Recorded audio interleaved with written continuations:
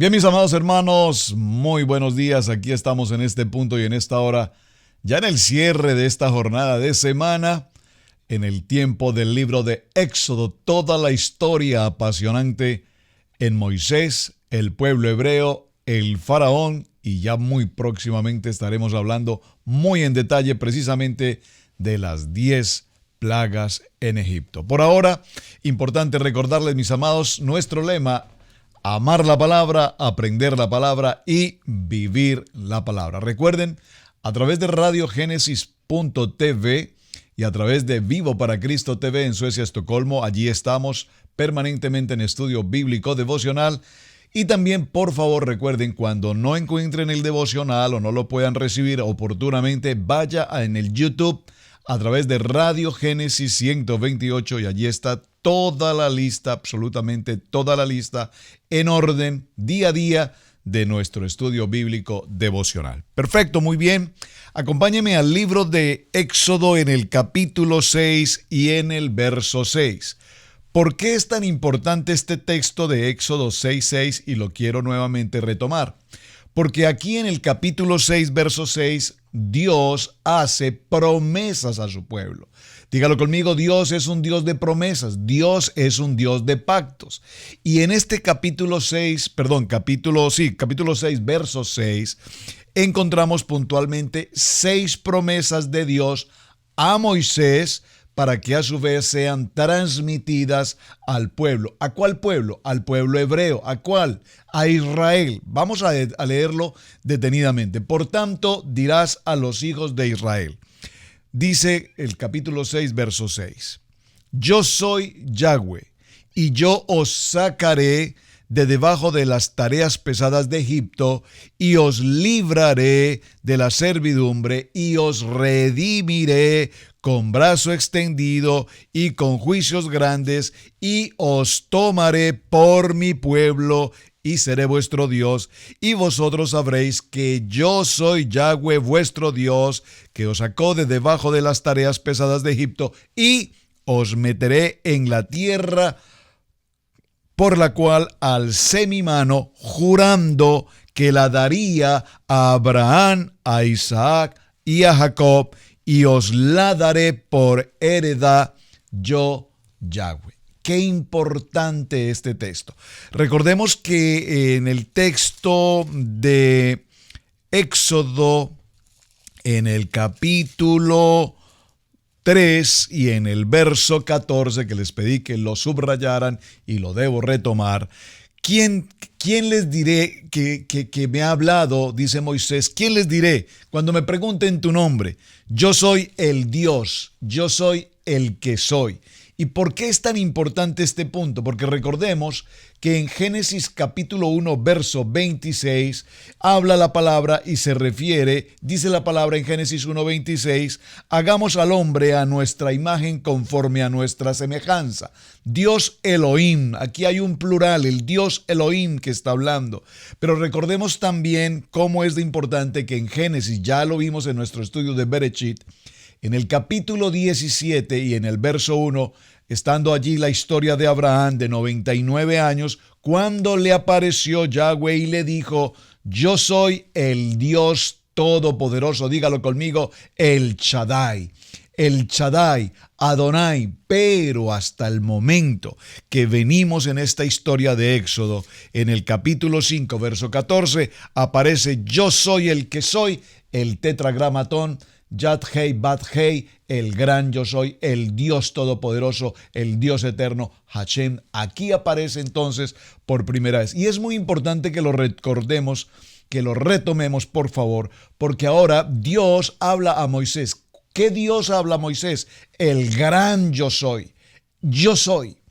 Bat Hei, Yad Hei. Ahora dice que confirma el pacto a su pueblo. El pacto, ¿cuál es ese pacto? Que los va a sacar de esta esclavitud al tiempo de una promesa de entregarles una tierra que va a ser establecida para mi pueblo, para mi primogénito, para mi nación, Israel. Le dice que esto ya es un compromiso que se ha establecido y que ahora Dios va a actuar. Recuerden que en el capítulo 6, verso 4 dice: también establecí mi pacto con ellos de darles la tierra de Canaán, la tierra en que fueron forasteros y en la cual habitaron. Asimismo yo he oído el gemido de los hijos de Israel, a quienes hacen servicio a los egipcios, y me he acordado de mi pacto. Estas 6 promesas que Dios hoy le entrega a su pueblo, vamos a repetirlas. Yo los sacaré, yo los libraré, yo los redimiré, yo los tomaré, yo los meteré y yo les daré. Aquí vemos las 6 promesas que Dios hace a Abraham para que a su vez sean transmitidas a ese pueblo que se encuentra ahora en esclavitud. Aquí estaba recordando por un momento ese texto maravilloso de Juan capítulo 8, verso 31, 32, que dice la palabra: conoceréis la verdad y la verdad os hará libres. Porque ahora este pueblo está conociendo que esta palabra es una palabra de Dios. Está conociendo que este ahora es el propósito de Dios. Está establecido que ahora lo que Dios ha determinado a través de Moisés se va a cumplir. Así es que vamos a avanzar, mis amados hermanos, y tenemos una tarea pendiente. Por supuesto, la tarea tenemos pendiente porque no vamos a dar la respuesta hoy. Vamos a continuar con la tarea hasta la siguiente semana. ¿Por qué? Porque ya en la siguiente semana entraremos en detalle a hablar de lo que es ahora sí el tema de las 10 plagas. Estas 10 plagas las vamos a tomar con detenimiento, las vamos a analizar por qué se sucedieron.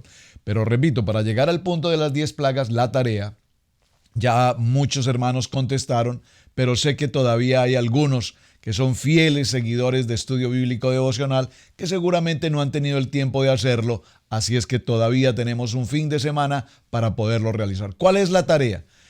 ¿Cuál es la importancia? ¿En qué momento puntualmente? Quiero que me lo determinen con una cita bíblica, con las citas bíblicas que sean necesarios. ¿En qué momento Dios entrega al hombre el libre albedrío? ¿Qué es el libre albedrío? ¿Cuán importante es en la vida del ser humano, del creyente particularmente, el libre albedrío? ¿Y por qué es tan importante que mencionemos esto? Porque en la historia que estamos leyendo justamente ahora en este momento nos daremos cuenta que Faraón ha tomado una decisión. ¿Cuál decisión?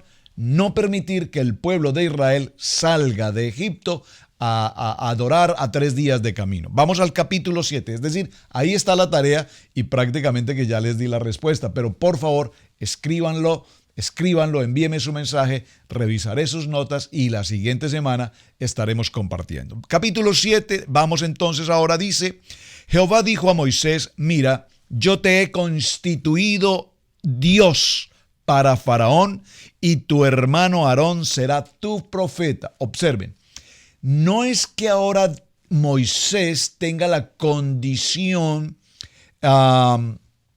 del Todopoderoso de ser Dios. Aquí la expresión Dios en el hebreo originalmente es Elohim. Vamos a parafrasearlo con la expresión en hebreo. Dice: Jehová Dios, mira, yo te he constituido Elohim para Faraón. Y aquí la expresión Elohim traduce básicamente líder. Elohim también puede traducir juez, pero básicamente aquí la expresión Dios no es, repito, que sea Dios en la tierra, sino que su condición va a ser de un hombre de autoridad. Por lo tanto, la expresión correcta: Jehová dijo a Moisés: mira, yo te he constituido líder, hombre de autoridad para Faraón, y tu hermano Aarón será tu profeta. Esta expresión profeta aquí es una expresión extraordinaria, porque no es el profeta que hoy tantos profetas que conocemos recientes que te ofrecen y te prometen y te profetizan que una casa, que un carro, que un trabajo, que vas a tener riquezas. Esas no son las profecías que Aarón va a profetizar, y veremos por qué. Porque las profecías que Aarón va a entregar son la palabra de Dios, porque aquí vemos cómo Dios no solamente habla con Moisés, sino que ya para este momento también Dios ha hablado puntual y directamente con Aarón. Aarón, sacerdote levita. Muy importante. Y tú dirás todas las cosas que yo te mande, y Aarón tu hermano hablará a Faraón para que deje ir de su tierra a los hijos de Israel.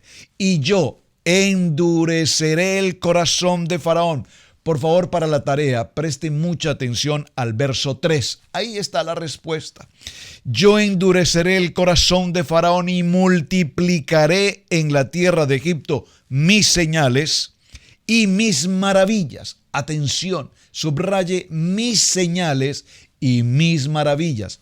No podemos pasar estos textos en una lectura como tan pasajera, como tan tranquila, porque aquí Dios nos está hablando puntualmente de algo grande y extraordinario que Dios va a hacer y está haciendo ahora a favor de su primogénito Israel. Y Faraón no os oirá. Dígalo conmigo, verso 4. Y Faraón no os oirá, mas yo pondré mi mano sobre Egipto y sacaré a mis ejércitos, mi pueblo, los hijos de Israel, de la tierra de Egipto con grandes juicios. Y sabrán los egipcios que yo soy Jehová. Por favor, dígalo conmigo. Sabrán los egipcios que yo soy el Dios Todopoderoso. Sabrán los egipcios que yo soy el gran yo soy. ¿Cuál es entonces, mis amados hermanos, el propósito de este plan estratégico que Dios tiene preparado para el pueblo de Israel?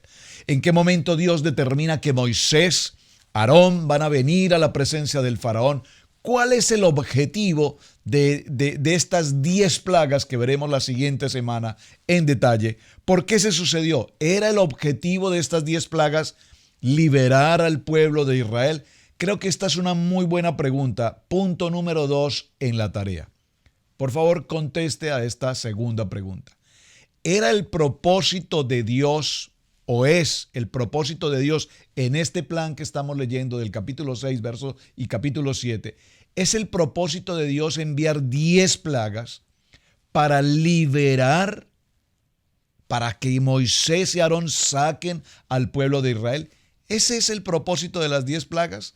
Por favor, formúlese esta pregunta, lea los textos y por favor envíeme la respuesta para que la siguiente semana, cuando nos adentremos a ese capítulo, entremos en comunión, en coinonía y tengamos claridad de lo que estamos hablando.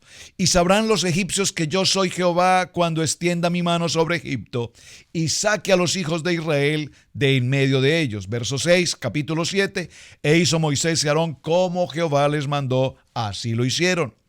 Y Moisés de edad de 80 años y Aarón de edad de 83. Ustedes me preguntaron, ¿cómo sabemos entonces que Aarón era mayor 3 años? Bueno, aquí ya la Biblia nos está contestando. Yo había visto otro texto un poco más adelante. Muere Moisés a los 120 años. Muere Aarón a los 123, lo que indica que tenía 3 años de edad, mayor. Aquí lo vemos en el verso 7, capítulo 7. Era Moisés de 80 años y Aarón de 83. Es decir, que Aarón, repito, era mayor 3 años. Muy bien. Habló Jehová a Moisés y a Aarón diciendo, si Faraón os respondiere diciendo, mostrad milagro, dirás a Aarón, toma tu vara y échala delante de Faraón para que se haga culebra. Vinieron pues Moisés y Aarón a Faraón e hicieron como Jehová les había mandado y echaron Aarón su vara delante de Faraón y de sus siervos y se hizo culebra. Entonces llamó también Faraón a sus sabios y hechiceros e hicieron también lo mismo los hechiceros de Egipto con sus encantamientos. Este texto del capítulo 7 en el verso 11, léalo por favor nuevamente con detenimiento. Moisés y Aarón lanzan la vara, es la indicación que Dios les da. Ya hemos hablado sobre el tema de la vara, esta se convierte en serpiente y sabemos la importancia de tomar la vara, no como el mundo lo enseña, por la cabeza, sino tomarla por la cola y dimos la explicación a qué se refiere puntualmente esa experiencia de Dios con Moisés. Ahora, estamos frente a Faraón. Aarón lanza la vara se convierte en serpiente e inmediatamente la reacción de sorpresa del faraón, ¿cuál es? Llamar a sus sabios, a sus hechiceros, y sus hechiceros hicieron lo mismo. Lanzaron la vara y esta también se convirtió en serpiente.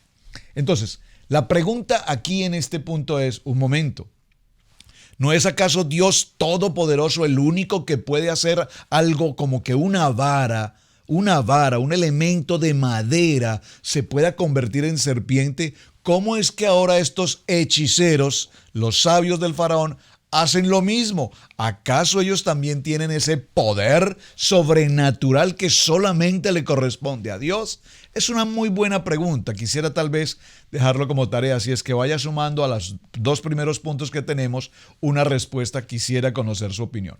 Pero sin embargo, permítame también aclarar algo. De ninguna manera los hechiceros van a tener la misma autoridad de hacer los milagros y las obras sobrenaturales que Dios prometió a Moisés y a Aarón que haría.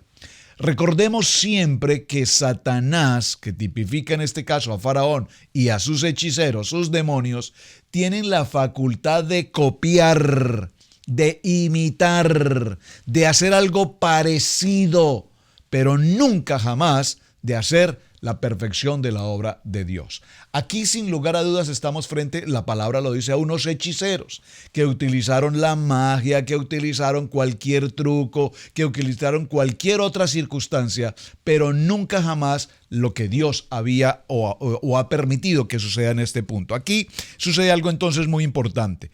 Pues echó cada uno su vara, las cuales se volvieron culebras, mas la vara de Aarón devoró a las varas de los hechiceros. Importante, ¿verdad? ¿Qué está mostrando este texto? Que la obra sobrenatural que Dios estaba haciendo, como ya lo vimos en el texto anterior, multiplicaré los milagros y multiplicaré cosas sobrenaturales. Ahora nos damos cuenta cómo, aunque los hechiceros lograron imitar, los hechiceros lograron hacer algo, un truco, una magia para imitar este momento, vemos cómo ahora la vara de Aarón, que se ha convertido en serpiente, devora a las varas de los hechiceros o a las serpientes de los hechiceros, de tal manera que vemos cómo la autoridad suprema de Dios está por encima de toda magia, de hechicería o de brujería o como la quiera llamar. Así es que el corazón de Faraón se endureció y no los escuchó como Yahweh ya lo había dicho. Observe. Por eso, repito, es tan importante que en la tarea usted tenga claridad en lo que significa el libre albedrío. El corazón de Faraón se endureció y no los escuchó como Yahweh lo había dicho. Ya el Señor le dijo a Moisés: yo endureceré el corazón de Faraón de tal manera que no les permitirá salir. Tercera, cuarta pregunta. Pero si el propósito de Moisés y Aarón frente a Faraón es que Faraón permita al pueblo salir, ¿cómo es que entonces Dios endurece? Aquí la palabra endurecer, bueno, tiene que ver con la respuesta de la tarea. Aquí la palabra endurecer el corazón es que él no va a cambiar de una determinación ya tomada. Sigamos adelante, espero la respuesta a su tarea. Verso 14. Entonces Yahweh dijo a Moisés: el corazón de Faraón está endurecido y no quiere ir a dejar al pueblo. Ve por la mañana a Faraón, he aquí que él sale al río, y tú ponte a la ribera de delante de él y toma en tu mano la vara que se volvió culebra, y dile. Observen aquí y subráyelo porque lo vamos a ver en varios textos. Ve por la mañana. Observen esta expresión, subrayen su Biblia y lea todos los textos. ¿Cuántas veces Dios le habló a Moisés y le dijo: ve por la mañana? Ve por la mañana. Ve por la mañana. ¿Cuántas veces Dios le repitió a Moisés y a Aarón: ve por la mañana a Faraón y dile? ¿Qué le dijo? Veamos la primera experiencia. Ve por la mañana a Faraón, he aquí que sale al río. ¿A qué salía cada mañana Faraón al río? ¿Se ha preguntado usted esto? ¿Verdad que no? Pues tenemos que preguntárnoslo ahora. Ve por la mañana y dile a Faraón, he aquí que sale Faraón al río cada mañana. ¿A qué sale Faraón al río cada mañana? ¿Podría usted siquiera suponer a qué sale Faraón al río cada mañana? La respuesta, aunque parezca un poco jocosa, es muy interesante. Recuerden que Faraón era considerado un dios. En la casa del faraón no había baños, porque un dios no va al baño. ¿Qué hacía Faraón cada mañana? Salir muy temprano en la mañana al río Nilo. Ya sabe usted la segunda parte. Entonces, Dios conoce, primero, que Faraón no es un dios, y segundo, que es un ser humano con todas las necesidades de cualquier ser humano. De tal manera que Dios sabía que cada mañana Faraón salía al río. Y ahora Dios le dice a Moisés, ve al río porque el Faraón cada mañana sale. Y ponte a la ribera delante de él y toma en tu mano la vara que se volvió culebra y dile, Jehová, el Dios de los hebreos, el gran yo soy, que me ha enviado a ti diciendo, deja ir a mi pueblo para que me sirva en el desierto, y he aquí que hasta ahora no has querido oír. Así ha dicho Yahweh, en esto conocerás que yo soy el Dios poderoso. He aquí, yo golpearé con la vara que tengo en mi mano el agua que está en el río y se convertirá en sangre. Observen con detenimiento que cada vez que hagamos una lectura en la que Moisés va en la mañana al río y busca a Faraón y le da una información, es una información de advertencia. Es una información en la que él le dice, Dios te está diciendo que lo que tienes que hacer es esto y que si no lo haces tal cual Dios lo dice, entonces habrá una consecuencia grande. Esto es muy importante y lo veremos, repito, lo veremos en detalle cuando entremos a las 10 plagas. Pero por ahora lo estoy mencionando para que usted vaya escudriñando en la lectura cuántas veces fue el faraón al río y cuántas veces Dios le habló precisamente allí. Y los peces que hay en el río morirán y hederá el río y los egipcios tendrán asco de beber el agua del río. Observen que aquí hay algo muy interesante. Mientras los egipcios tomaban o trataban de tomar esta agua, era un agua totalmente contaminada. Pero en las cosas sobrenaturales de Dios, cuando los hebreos tomaban el agua para los hebreos era completamente limpia. ¿Podría usted decir un amén? Yo creo que aquí hay un amén muy importante, porque esto no lo explica History Channel, esto no lo explica Discovery Channel, esto no lo explica la ciencia, esto no lo puede explicar ninguna investigación científica. ¿Cómo es que la misma agua, cuando la tomaban los egipcios, estaba contaminada y esa misma agua tomada por los hebreos era limpia? Dígalo conmigo, solo Dios. Y Jehová dijo a Moisés, di a Aarón, toma tu vara y extiende tu mano sobre las aguas de Egipto, sobre sus ríos, sobre sus arroyos y sobre sus estanques y sobre todos los depósitos de aguas para que se conviertan en sangre y haya sangre por toda la región de Egipto, así en los vasos de madera como en los vasos de piedra. Moisés y Aarón hicieron como Jehová mandó y alzando la vara golpeó las aguas que había en el río y en presencia de Faraón y de sus siervos y todas las aguas que habían en el río se convirtieron en sangre. Observen algo muy importante en la lectura. Esta lectura nos muestra detalles tan extraordinarios que no podemos pasar por alto. ¿Cuál fue la vara que se lanzó al piso, se convirtió en serpiente y devoró las serpientes del faraón? Léalo nuevamente. Lo leemos nuevamente. La vara de Aarón. Observen que no fue la vara de Moisés. Qué interesante ese punto. Pero ¿por qué es tan importante? Es muy importante, extremadamente importante. Y vamos a ver en cuántas ocasiones la vara de Aarón actuó o en qué momento la vara de Moisés fue la que actuó. Vamos a ver eso, repito, un poco más adelante en detalle. Solo lo menciono para que usted esté muy atento porque la historia es apasionante. Muy bien, Moisés y Aarón hicieron como Jehová lo mandó y alzando la vara, golpeó las aguas que había en el río en presencia de Faraón y de sus siervos, y todas las aguas que habían en el río se convirtieron en sangre. Asimismo, los peces que habían en el río murieron, y el río se corrompió tanto que los egipcios no podían beber de él, y hubo sangre por toda la tierra de Egipto. Y los hechiceros de Egipto hicieron lo mismo con sus encantamientos, y el corazón de Faraón se endureció y no escuchó como Jehová lo había dicho.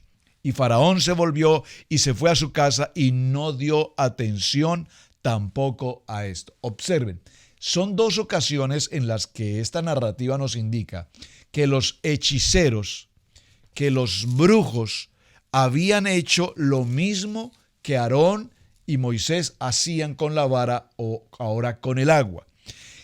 Pero observen con detenimiento el texto que dice: y los hechiceros de Egipto hicieron lo mismo con sus encantamientos, y el corazón de Faraón se endureció. Observen la palabra aquí, encantamientos. Esto es muy importante, hermanos, porque hoy, en el siglo XXI, esta escena se repite con tanta frecuencia. Aún en los medios de la iglesia hemos visto hombres, ministros, haciendo cosas como estas, haciendo convertir agua en sangre y cosas por el estilo, utilizando productos químicos y otra serie de cosas. Encantamientos. La Biblia, como lo menciona, encantamientos de los hechiceros. Y lo que quiero mostrar aquí es que los hechiceros tienen la capacidad, a través de su brujería y su hechicería y sus encantamientos, de tratar de hacer algo como Dios Todopoderoso lo había hecho. Y Faraón se volvió, y en todo Egipto hicieron pozos alrededor del río para beber, porque no podían beber de las aguas del río, y se cumplieron 7 días después que Jehová hirió al río. Ahora, a partir del capítulo 8 viene la historia de las plagas, específicamente mencionándose las plagas de las ranas. Aquí hay una apreciación biológica sencilla e interesante. ¿Por qué saltaron tantas ranas del río Egipto hacia la tierra? Porque después de que el agua del río Nilo se convierte en sangre, los peces mueren. Es decir, los peces son totalmente del agua, mientras que las ranas tienen esa doble función. Pueden estar en el agua como también pueden estar en la tierra. De tal manera que al contaminarse el agua, las ranas tienen la capacidad de salir y sobrevivir en tierra, respirar el oxígeno en la tierra. Y hay algo muy interesante. ¿Por qué se sucede precisamente que el río Nilo sea totalmente convertido, sus afluentes, en agua, en sangre, perdón? ¿Por qué? Evidentemente porque el río Nilo, como lo hemos mencionado desde el tiempo de José, es considerado el Dios. Es un Dios absoluto para Egipto. Y aquí lo que Dios está queriendo mostrarle a Faraón y a todo ese pueblo egipcio es que hay un Dios todopoderoso, porque este pueblo conocerá que yo soy Dios. Y lo primero que Dios hace es tomar a su Dios. ¿Cuál es su Dios? El río Nilo. Tomar a su Dios y sacarlo de su composición natural de ser un afluente de agua y convertirlo en una contaminación absolutamente prohibida de beber en la sangre. Es decir, que Dios tiene el poder de anular a ese Dios de los egipcios. Muy interesante en qué punto vamos. Así es que vamos a concluir ya en este tiempo y en esta semana haciéndonos algunas preguntas que obviamente buscaremos las respuestas en cada texto bíblico la próxima semana. Número 1, ¿cuál es entonces el propósito de estas plagas? Repito, ¿es el propósito de estas plagas que el pueblo de Israel salga? Si es así, entonces ¿por qué fueron necesarias 10? ¿Por qué no 3? O en la primera ocasión el río Nilo se convierte en sangre. ¿Por qué era necesario ahora una segunda plaga de ranas? ¿Por qué era necesaria ahora una plaga de piojos, de moscas? ¿Por qué? Entonces veremos si ese era realmente el propósito de Dios a través de las plagas. Mencionamos cuál es la tarea, vamos a repetirlo. ¿Qué es libre albedrío? ¿En qué momento tenemos ese libre albedrío? ¿Cuál es la labor fundamental del libre albedrío? ¿Y qué está pasando aquí en esta historia con respecto al libre albedrío?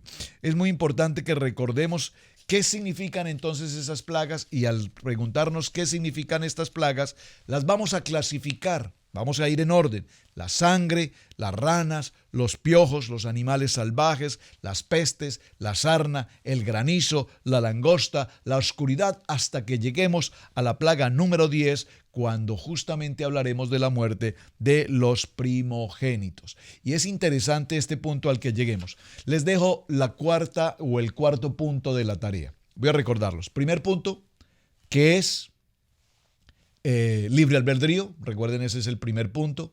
El segundo punto, ya usted lo tiene en nota, se me escapó en este momento cuál es el segundo, el tercero y el cuarto. El cuarto punto, Salmo 78. Usted ve el video que ahí está toda la historia. Salmo 78, por favor, vaya al Salmo 78. Y en el Salmo 78, usted va a leer detenidamente el Salmo 78 y va a subrayar en qué versículos se repiten cada una de estas plagas. Esa va a ser la tarea más importante. Vaya al Salmo 78, léalo en detenimiento. Una vez lea Salmo 78, usted va a indicar específicamente cuáles son los versículos en los que se mencionan cada una de estas 10 plagas y por qué se mencionan y cuál es la importancia entonces de este salmo. Bien, mis amados, este es el tiempo de estudio bíblico devocional, tanto que tenemos por trabajar, tan extraordinario el tema de Éxodo, tan extraordinario y apasionante lo que está pasando y lo que va a pasar en la vida del faraón, en la vida del pueblo egipcio, en la vida del pueblo hebreo y todo lo que viene a continuación cuando empiece el proceso de la salida del primogénito, Israel, el pueblo de Dios, ahora mi pueblo, la nación santa. Mis amados, su hermano Pastor Roberto Alfaro les saluda. Muchísimas gracias por acompañarnos. Ha sido una semana extraordinaria y lo que viene, repito, pues con mayor razón. Esté muy atento a su estudio bíblico. Vaya por favor adelante en cada uno de los capítulos. Léalos con detenimiento. Hágase preguntas. Cada punto, cada coma. Pregunta. ¿Por qué? ¿Por qué sucede esto? ¿Para qué sucede esto? ¿Qué intención tiene Dios? ¿Qué va a suceder con esto? ¿Qué pasaría si no hubiese sido de esta manera? ¿En qué manera actuó Aarón? ¿De qué manera actuó Moisés? ¿Cuál fue la función del faraón? ¿Por qué el faraón actuó de esta manera? Cada detalle es muy importante para que nuestro estudio bíblico cumpla el propósito para el cual ha sido establecido. Aprender la palabra, amar la palabra y vivir la palabra.